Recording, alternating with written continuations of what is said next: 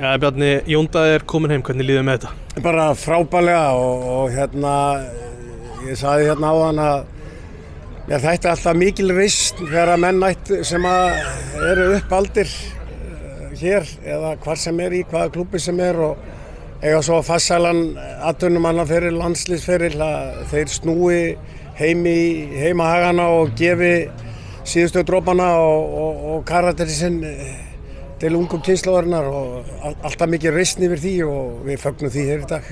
Leikmaður eins og Jón Daði, hann, svona mín skoðun allavega, hann hefur ekkert að sanna í efstu til, hann búinn að gera allt sem að í rauninni búið að ætlast til á honum. Já, við þekkjum það nú að menn sem hafa farið í atvinnumennsku eiga kannski engan leik í efstu deild en sterk heimatögin og hann sem sagt hjarta leiddi hann greinilega hingað og það auðvitað fagnaðarefni fyrir okkur. Varstu stressaður þú síðustu daga fyrir þetta? Nei, í sjálfu sér ekki og ég meina ef hann hafði tekið einhver aðra ákvörðun þá hefði hún auðvitað bara staðið en eins og ég segi þá er þetta frábært fyrir okkur. Þeir ekki bara að fá gæða leikmann heldur líka bara að risa svona persónuleika selfishing sem að kemur í innspýtingu inn í þetta? Já, hann er svona einn úr þessari gullkynslóð á Selfossi fyrir 12-13 árum og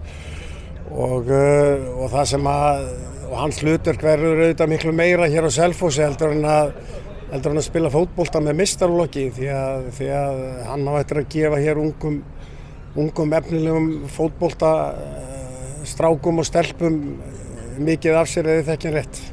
Hvaða væntingar gerir þú til hans? Já, ég geri náttúrulega þær væntingar að hann hjálpa okkur í þeirri erfiðu baráttu sem við erum núna og lyfti liðinu á hærra plan og geri aðra leikmenn í kringu sig betri og því að þetta er frábær fyrirmynd. Í aðdraganda skiptanna, ert þú mikið að tala við hann?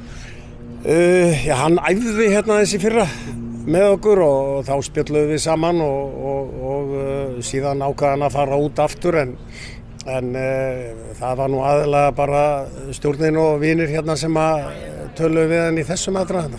Hvernig bara líður með stöðuna á Selfossi í dag? Mér líður náttúrulega ekkert alveg rosalega vel en þetta léttir klárlega á. Takk fyrir þetta Bjarni, tala mikið.